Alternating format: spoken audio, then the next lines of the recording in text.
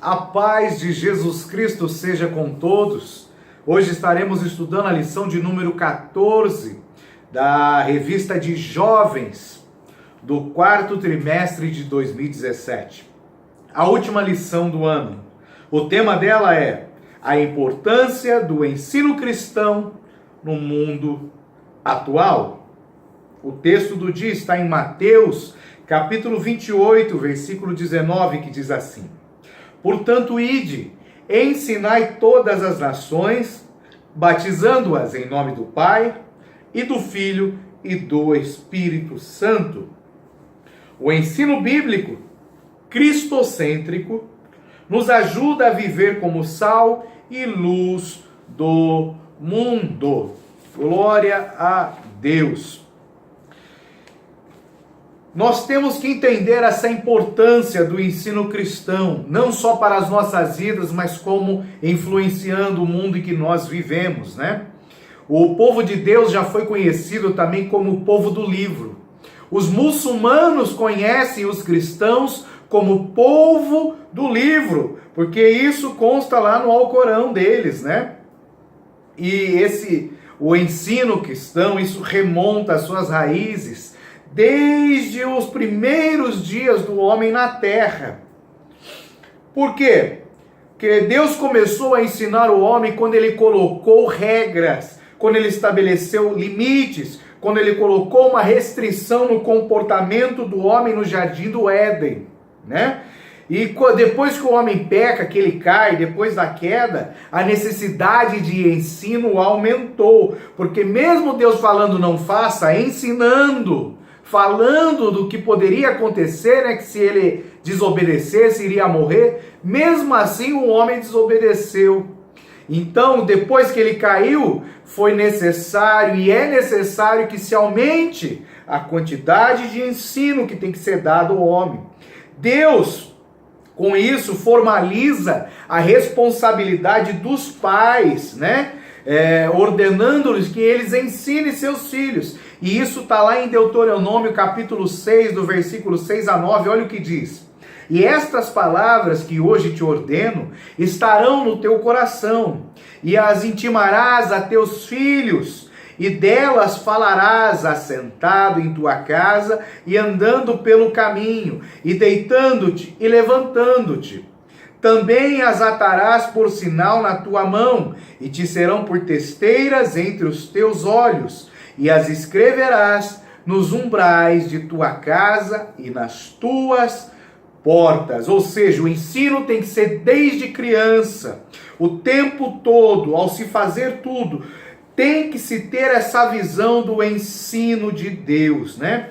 E é a partir dessa premissa dos pais ensinarem seus filhos que o povo de Israel vai sendo formado, né? A razão pela qual toda a tradição e história de Israel era pautada na necessidade do ensino, né? Da transmissão da lei de Deus para as gerações seguintes. A educação sempre foi prioridade entre os judeus, né?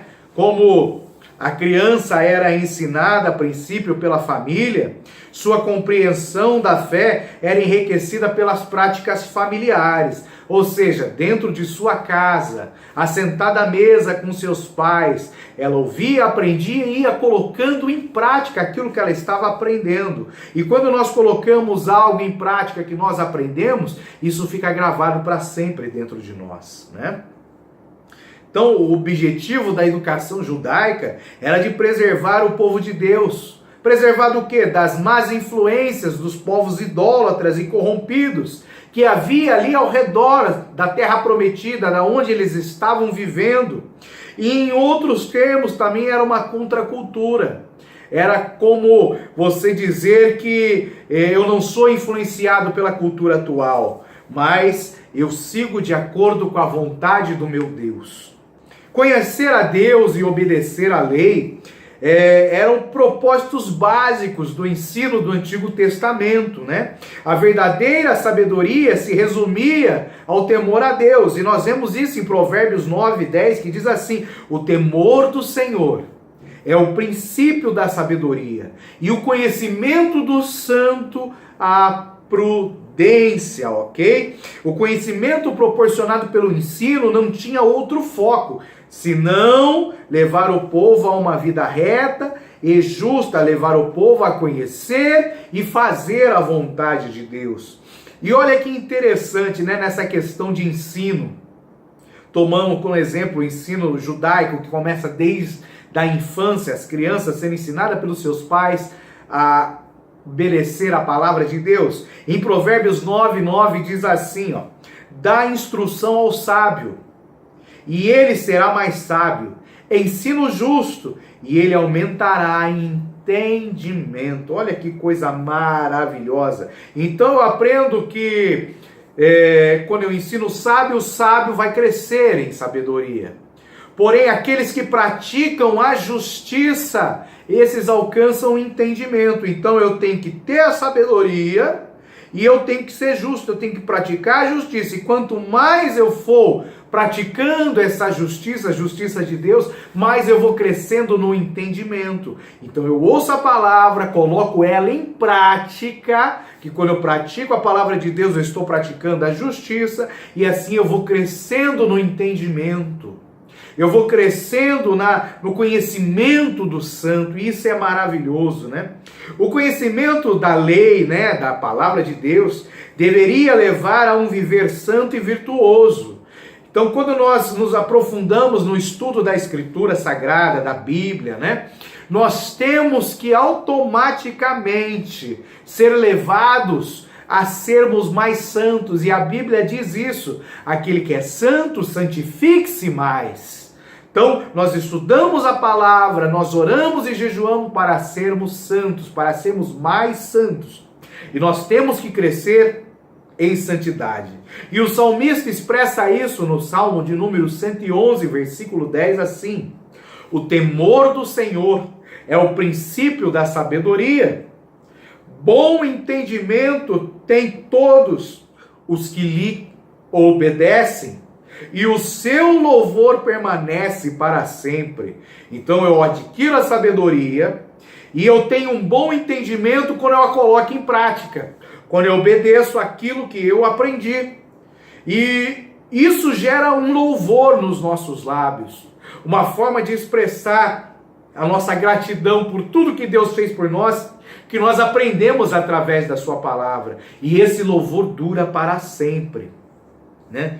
Sendo assim, os verdadeiros sábios e entendidos são aqueles que praticam os mandamentos, e não os que decoram algum tipo de informação, ou aqueles que ouvem, mas não põem em prática. Os verdadeiros sábios e entendidos são aqueles que praticam a palavra de Deus. Conhecereis a verdade, e a verdade vos libertará. Jesus é o caminho que nos leva à libertação, porém eu preciso andar por este caminho.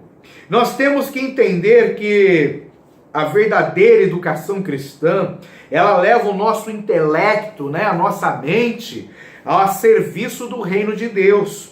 E a igreja compete a missão de ser uma agência de Deus para a evangelização do mundo. E nós vemos isso lá em Marcos 16:15, Mateus 28, 19 e 20. Quando Jesus Cristo estabelece a grande comissão. E nós lemos esse texto no começo desta aula, né? Porque nós temos que ir pregar o evangelho e fazer discípulos, ensinando-os a guardar todos os ensinamentos de Cristo. Então todos os cristãos são chamados para serem professores, para serem ensinadores, para fazerem discípulos, para multiplicar, ok? E nós também temos,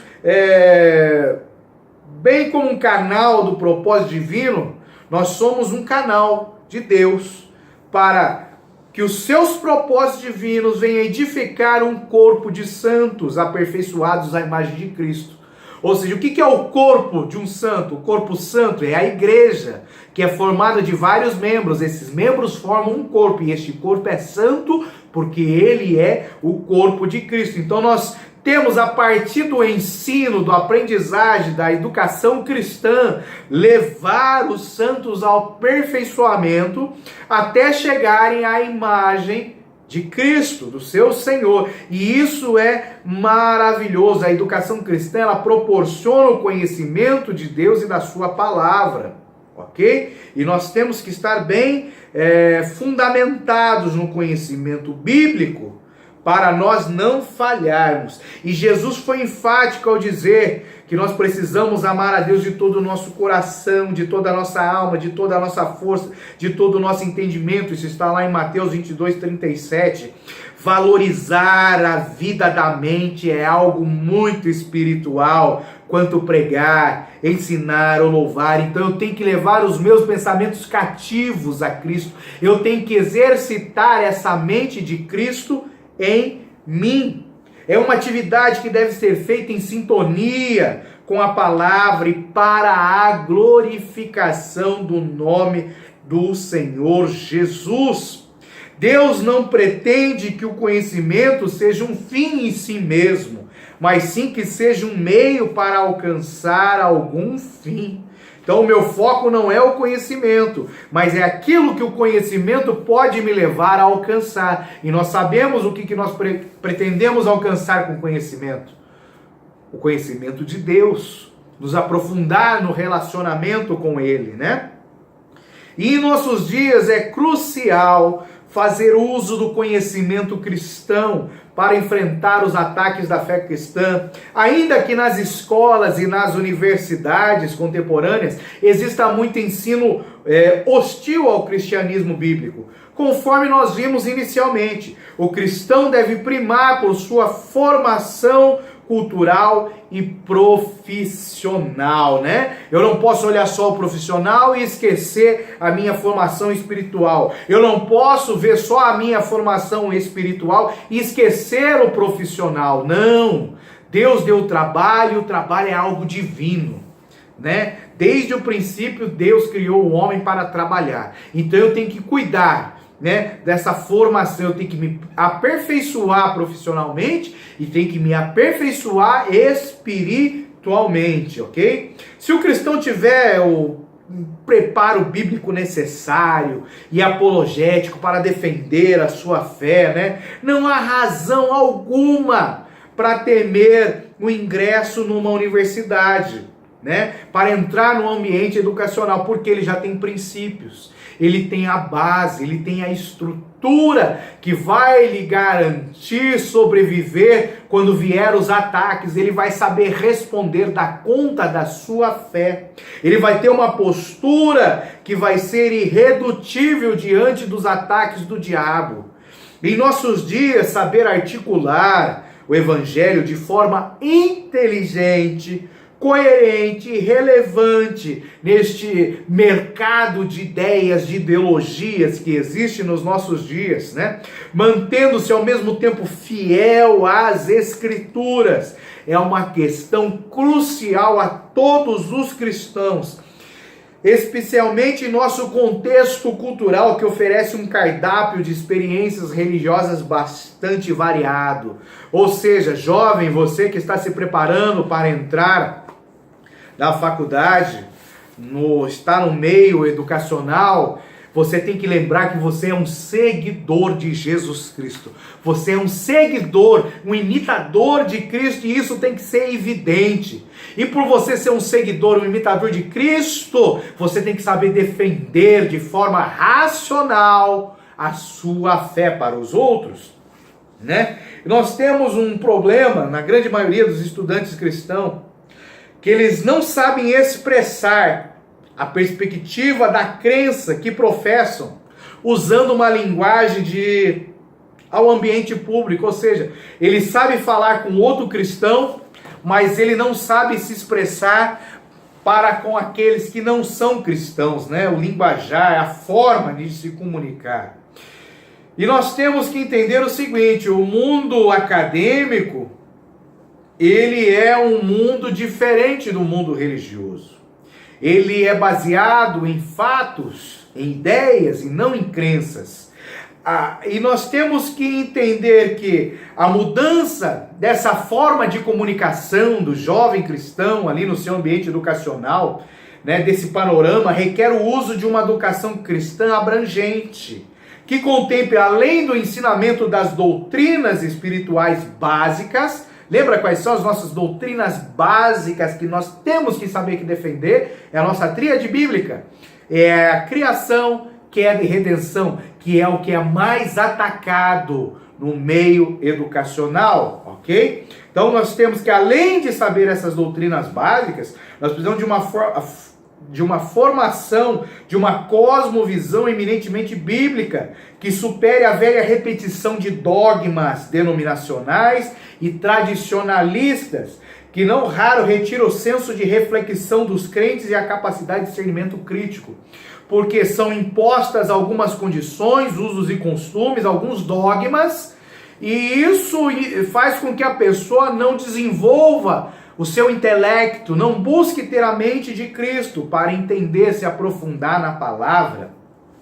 E a verdadeira educação cristã deve ser capaz de formar discípulos. Olha, isso é lindo. A verdadeira educação cristã deve ser capaz de formar discípulos conscientes de si mesmo e de suas responsabilidades perante o reino de Deus, de modo que a obediência e a fidelidade às leis morais extraídas das Sagradas Escrituras e a vontade de Deus sejam o resultado de uma mente transformada e cativa ao senhorio de Cristo. A educação cristocêntrica parte deste princípio, promovendo libertação e transformação de dentro para fora. E ao longo desse trimestre, essa lição nos proporcionou como ser seguidores de Cristo numa cultura moderna, meio ambiente educacional, meio a uma sociedade que está voltada para o consumo, para bens materiais. E olha que interessante, né? Nós temos que testemunhar, mas testemunhar aonde? Aonde nós vivemos. Nós vivemos aonde? Numa sociedade em ruínas. E no meio desse estudo do trimestre, nós podemos ver o seguinte, que como nós temos que testemunhar, nós temos que seguir o padrão que Cristo estabeleceu para nós. E esse padrão era o de ser sal para o mundo e resplandecer como luz para aqueles que estão em trevas no mundo, né? Nós não podemos nos levar pelas vãs ideologias, nós temos que saber distinguir, né, o que é uma visão cristã do que é a visão do mundo, saber distinguir o joio do trigo. Nós também temos que saber ter consciência e ter uma postura e agir em relação ao problema da fome no mundo contemporâneo, porque isso são sinais de uma sociedade em ruína. Nós temos que saber nos postar diante da pobreza e da desigualdade social, porque a sociedade está em ruínas. Nós temos que saber lidar com preconceito e com discriminação, porque a sociedade está em ruínas. Nós temos que saber lidar com a política e a corrupção, testemunhando da perspectiva cristã, da visão cristã do mundo para eles, ok? Nós também temos que saber analisar e dar uma resposta à violência urbana, à violência cibernética. Nós temos que ter uma postura diante das redes sociais, temos que estar atento aos perigos que as redes sociais trazem para as nossas vidas e temos que saber também aproveitar as oportunidades que podemos ter usando as redes sociais para o serviço do reino de Deus. E isso é maravilhoso, né? Nós temos que buscar a sabedoria divina e não humana para poder interagir com os meios de comunicação, né? Nós temos que entender que a educação secular, ela pode ser prejudicial, né, à nossa vida cristã. Então nós temos que ter uma postura firme, temos que estar bem fundamentados, porque nós estamos vivendo em tempos trabalhosos, numa sociedade que está em ruínas.